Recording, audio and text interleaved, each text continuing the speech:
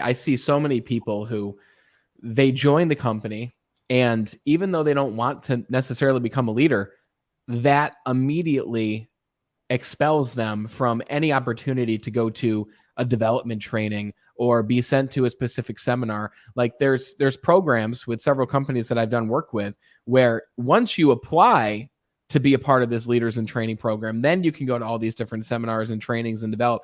But if you never apply, then you're never essentially given the opportunity to go there. And this is why people are leaving companies, because they start there and then, 6 months in, they're bored. They're like, I know everything about my job. Like, I'm simply another cog in the wheel, right? You see all these memes on Facebook about, use all your sick time, use all your personal time. You're just a number. You're just a name. Like, the reality is, what if that didn't have to be the case? What if we did invest in every single employee? What if, even if that person didn't want a management or leadership title or position, we still help them develop in their leadership skills?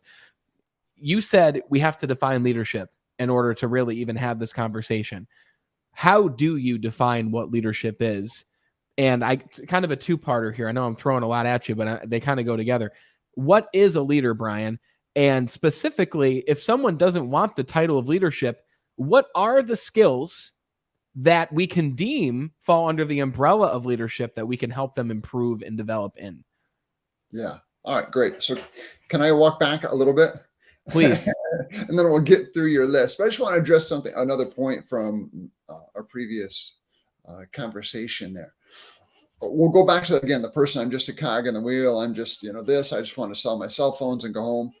Fine and good. But I have found that I think for almost everybody at heart, whether or not they'll admit it to the rest of the world or not, nobody wants to be bad at their job. Nobody wants to suffer for 40 hours a week. Nobody wants to feel like they're not contributing. I think it's a human need for us to want to develop our skills. It's a human need for us to want to feel like we are contributing to something. And I don't think your job should be all of that in your life, but it's part of it. And I think for almost everybody, again, whether or not we admit it or not, we want to do well at work.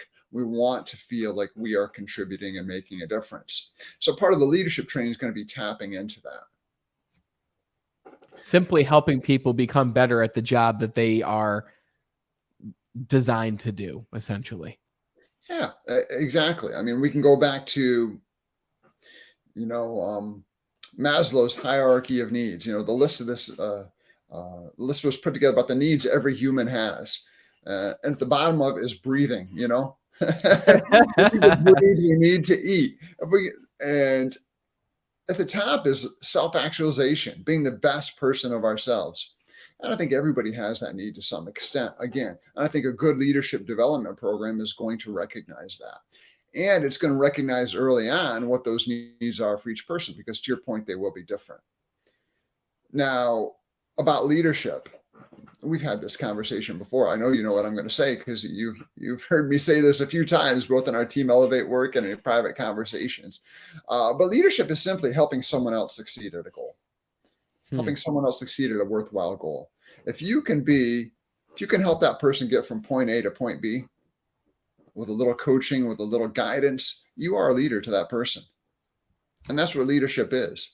Now, we could talk about the traits of being a leader. Do you have to have courage? Yes. Do you have to tell the truth? Yes. Do you have to have integrity? Yes. We can go through a list of 20 of those things easily. But at the bottom, at the heart of the matter, that's what we're doing as leaders. We're helping somebody else get from point A to point B. We're helping them meet that goal. Can you train someone on courage and integrity, or is that something that you either have or you don't have? Those are tough. Here's what I'll say. Let me take that as a broader question first, Brandon. Can you train somebody to be a leader? Which I think maybe is what you're asking me. And I would say absolutely yes, if they have that as an intent. If they really, at the end of the day, do want to help people to get from point A to point B, it's just a collection of skills. Now, part of that is going to be acting with integrity. Part of that is going to be having courage. But I think to do those questions a real service, we would have to dive into what those look like for each person and where are the challenges. Because there is going to be challenges in your day-to-day. depending on your job, depending on your position, challenges to your integrity. Do I say this thing happened when it didn't? Do I write this report even though it's not exactly what happened? I'm not here to judge anybody, but I'm saying we have to talk about what those challenges to integrity look like in each position and how a leader responds to them. What's it mean to show courage in your job? What are going to be the challenges to your courage? Where are you going to be tested? What scares you? Where does fear come in? I think those are the questions I need to, I don't think I know, those are the questions I need to answer with a client before we can start really talking about whether or not they have courage.